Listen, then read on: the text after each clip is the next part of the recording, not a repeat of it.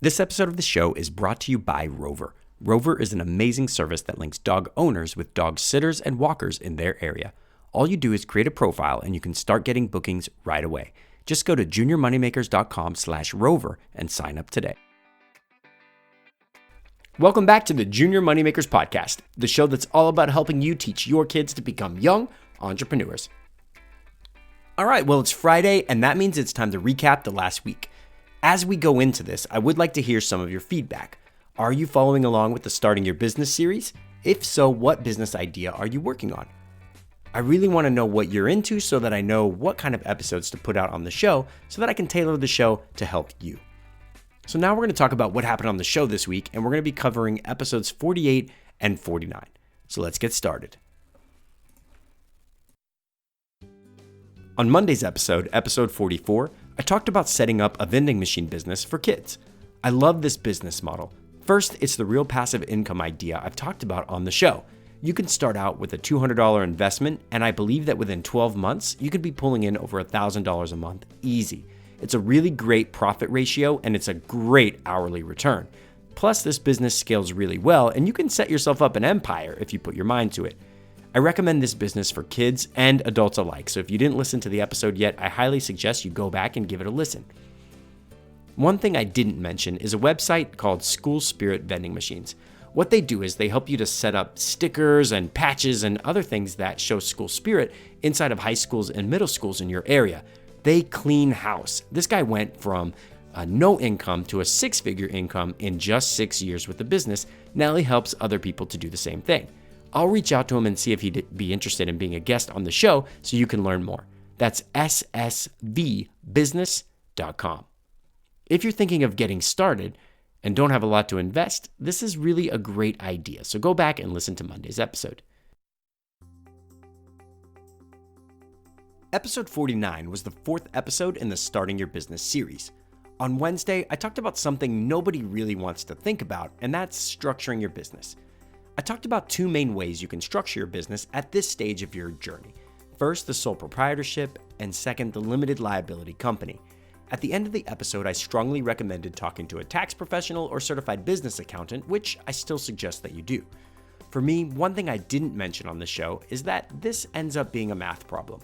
If your state charges less than $50 to register, your LLC has no ongoing fees, I would personally go for it.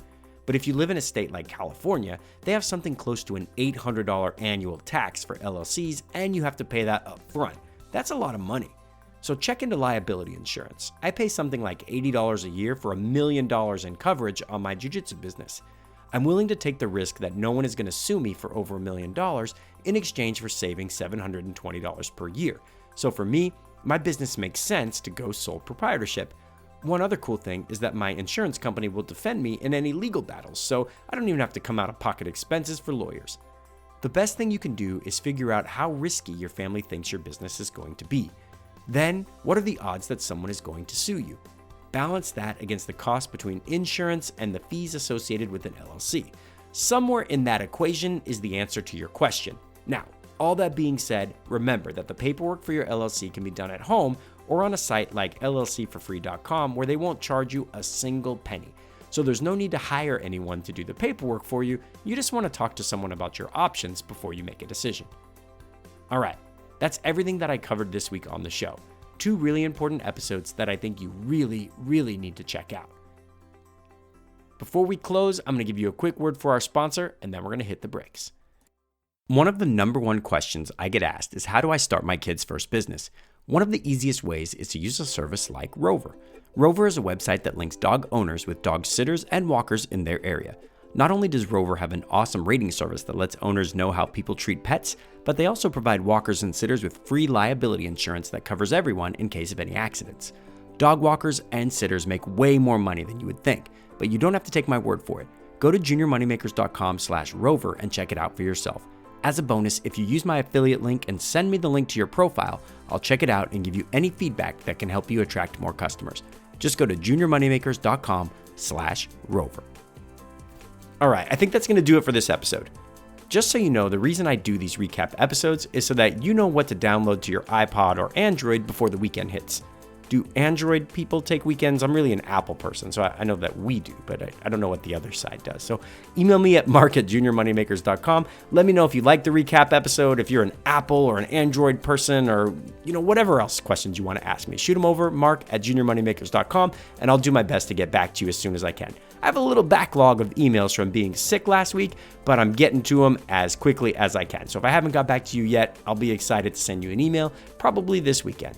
So I will see you Monday with a brand new episode. Until then, I need you to dream big and change the world.